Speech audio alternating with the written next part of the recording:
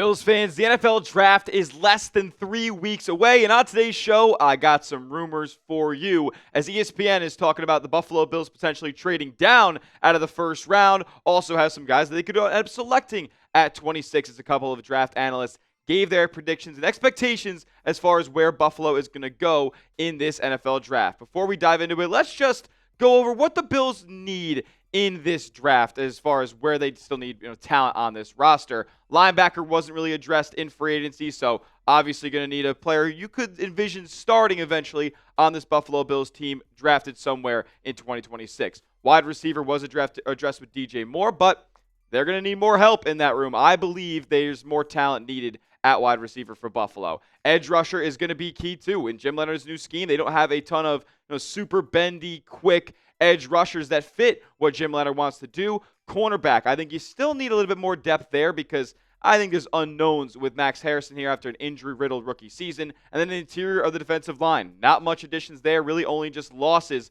for the Bills in free agency, so they got to go get some guys up in the middle there in that front. Before we dive into all the latest rumors from ESPN and more, make sure you're subscribed to the channel because we're covering the Buffalo Bills draft saga like nobody else on the platform. Every single Bills draft rumor is covered here at the Breakdown. Every single Bills draft visit. We'll have a video later this weekend talking about the latest Bills draft visits that have been announced. Any news that drops as well, we're going to have you guys with the latest here at the Bills Breakdown. So subscribe and turn those notifications on so you never miss a moment surrounding your Buffalo Bills leading up to the NFL Draft. All right, so the Bills have kind of tipped their hand a little bit when it comes to how they're going to attack the NFL Draft once they're on the clock at pick 26. So in the case of Buffalo here, we've kind of seen them do this in the past, right? They address a couple of needs in free agency, but there's still some left over that they kind of need bona fide starters in certain spots. So let's look at where the Bills attacked free agency, and then that'll kind of leave us with a spot where they're going to end up selecting with their first pick, wherever that may end up coming, 26, or if they end up trading down. Well, we know the Bills had a bunch of different offseason needs that, some are still constant and consistent with what they need in the draft, but they addressed wide receiver. They went out and traded for DJ Moore, and they gave up decent draft capital to go do so. A 2026 second-round pick was given up, so they've already made a sizable investment when it comes to using a draft asset on wide receiver. Safety has been addressed via free agency as well. That room's kind of been overhauled a little bit.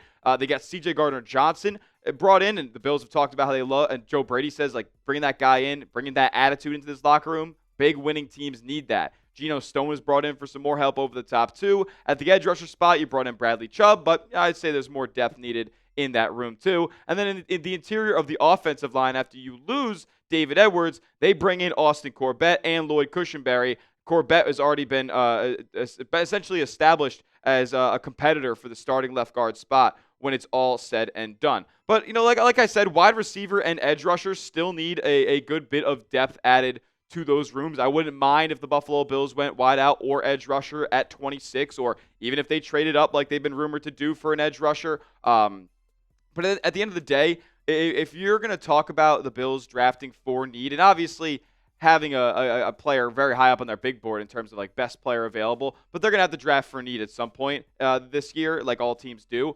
Off-ball backer and interior defensive line have not been addressed at all via free agency. Let's just look at these rooms real quick, because you guys are going to see the glaring holes for the Bills in these on these two depth charts here. Let's start with the linebacker room, because look, you lose Matt Milano. It's Terrell Bernard and Dorian Williams now. Shaq Thompson hasn't been re-signed as much as he wants to come back to Buffalo. They haven't made that move yet. And then beyond that, you're looking at Keontae Jenkins and Jimmy Charlo, who were on and off the team last year. And then Joe Andreessen, who's my guy, but he's a special teams player for the most part at this point. I wouldn't mind if you got some more reps on the defense, but there still needs to be a marquee player added to this room. And then when you think about the defensive line that Buffalo's got, and I should probably, for those of you who are watching, shift these depth charts around a little bit. Maybe add Bradley Chubb and Greg Rousseau into the linebacker depth chart because of the way the Bills are going to run a 4-3 front this season. But if you look at with the depth in this room, Deion Walker's there.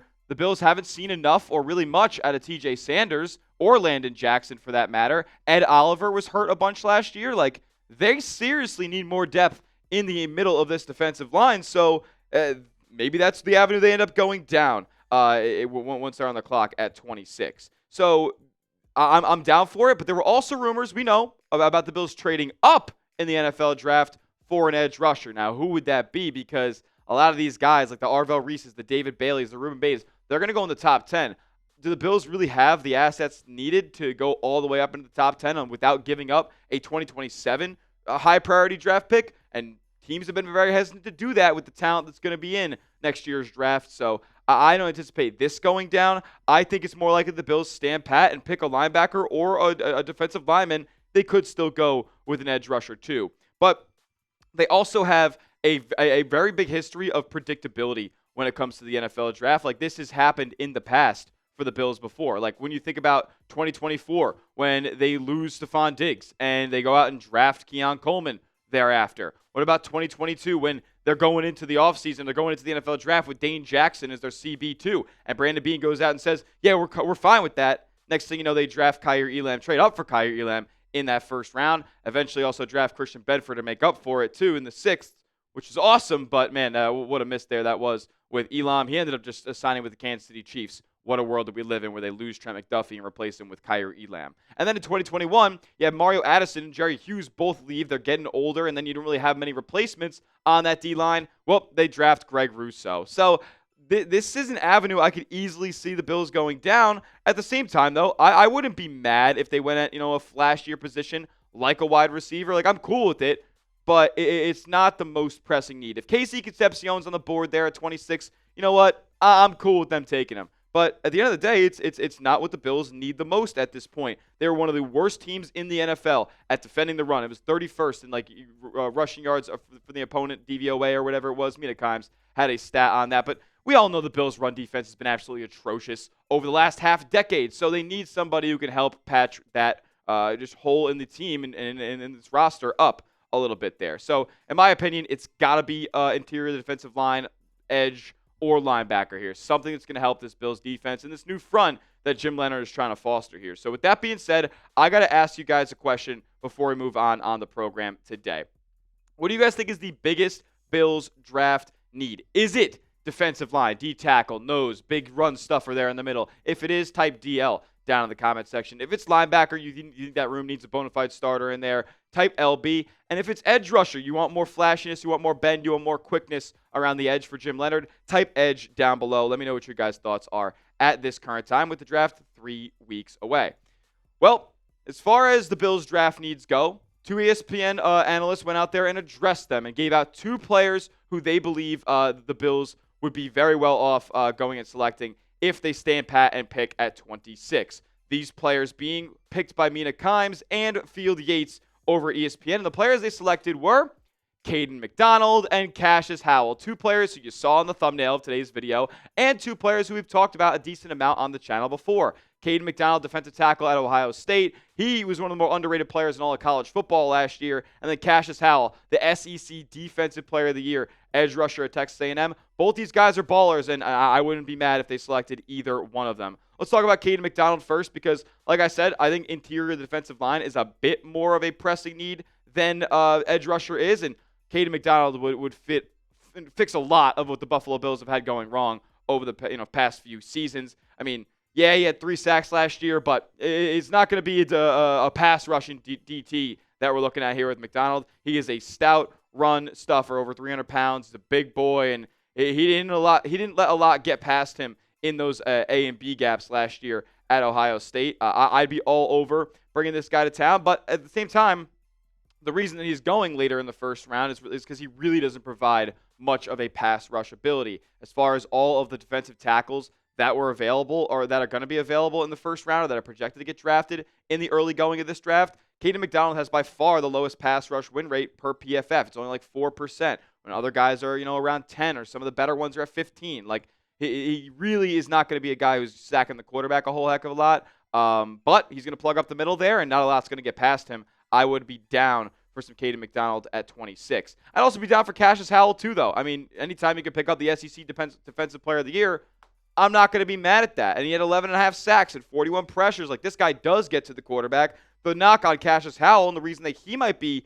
so lowly projected here, because he's a guy who I think is falling a little bit in drafts. You've seen him earlier in some mocks go in the top, 20. Now he's fallen closer to the bottom end of the 20s into the 30s and maybe into the second round. The reason being is because he has below average length arms, like less than 31.5-inch arms, which historically don't pan out super well in the NFL. But for a guy like Jim Leonhard, who's had undersized edges with elite bend before, like a Nick Bonito, like a Jonathan Cooper, like this is a player that he could absolutely work with. So I'd be super down for either one of these players as long as you add more juice to this front seven, because let's be honest, even though you add Bradley Chubb, you lose a heck of a lot more. And what's funny about that is those players haven't really been signed by a lot of teams around the league just yet. You need more juice on that front seven. You need more juice on the front seven last season. It's clear that with a lot of these Bills free agents that haven't been picked up, they weren't the best unit of all time. So with that being said, out of the two guys that we just talked about that were tagged by ESPN as some big-time Bills draft targets here, who would you select if you were the Buffalo Bills? If it's Caden McDonald, type KM. If it's Cassius Howell, type CH down below in the comment section. I just asked you guys what the biggest need in the NFL draft is for Buffalo. Now pick a player that would address one of those needs. Now, before we move on today's show, because we're going to get to those rumors that I talked about in the title of the video about the Bills potentially trading up or being viewed as a trade down, being viewed as a top trade down candidate, I got to tell you guys about an awesome deal that we have on the show. As Bills get a new head coach, you can look like the new Bills head coach, Joe Brady, with this new Bills hoodie that we got rocking and rolling at chatsports.com/Bills hoodie. That's chatsports.com/Bills hoodie. You can get it today. All the sizes are available. It's on a good sale. So click the link that's in the comment section and description of today's video and get yourself swagged out with a brand new Bills short sleeve hoodie for the season that's upcoming. All right, so ESPN listed their top trade down predictions. There were, the Field Yates and Matt Miller. We're talking about this, the latest storylines and the rumblings going into the NFL draft. And the Bills were tapped as one of their top trade down candidates late in round one. Matt Miller saying the following: the Buffalo Bills, finding a partner willing to move into round one might be as difficult as predicting which team will move out. It's expected that teams will not give up too much 2027 capital based on the strength of next year's class. That makes me think it'll be a, quote, win-now team willing to jump out of round one. Bills GM Brandon Beane has long been a fan of moving down on draft day, and with just 3 picks in the first 4 rounds, the Bills could benefit from adding draft capital. You're absolutely right about that. In the DJ Moore trade, they lose the second-round pick, and they don't pick again all the way until 91.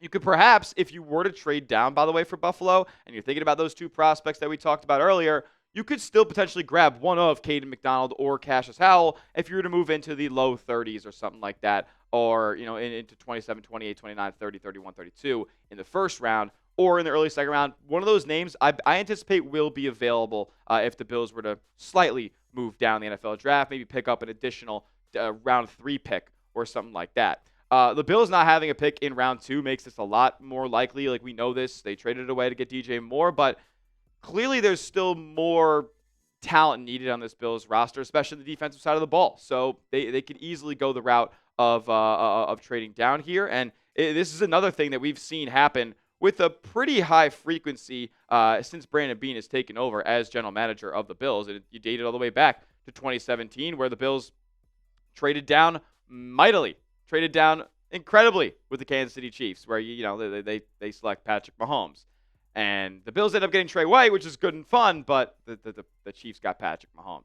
In 2020, you didn't trade down per se, but you just traded your pick entirely on draft night. Justin Jefferson getting traded or getting selected by Minnesota with the Bills' former pick at 22. The Bills get Diggs.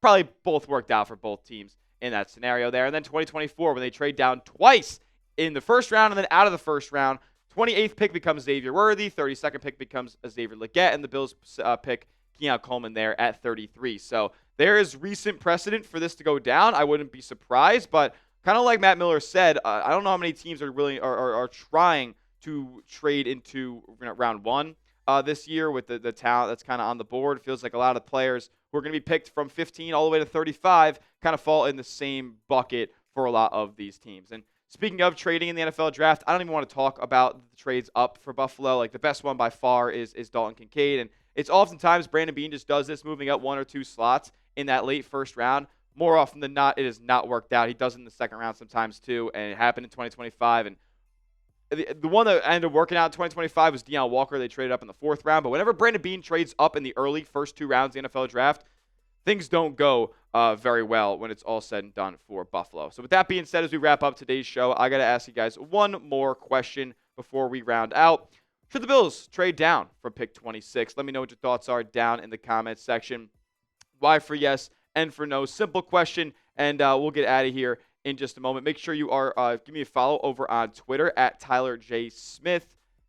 2 H's because the name's common, but I am not. And make sure you subscribe to the channel as well, youtube.com/Bills News for the latest and greatest in the Buffalo Bills all offseason long. We'll see you guys next time. And as always, let's go, Buffalo.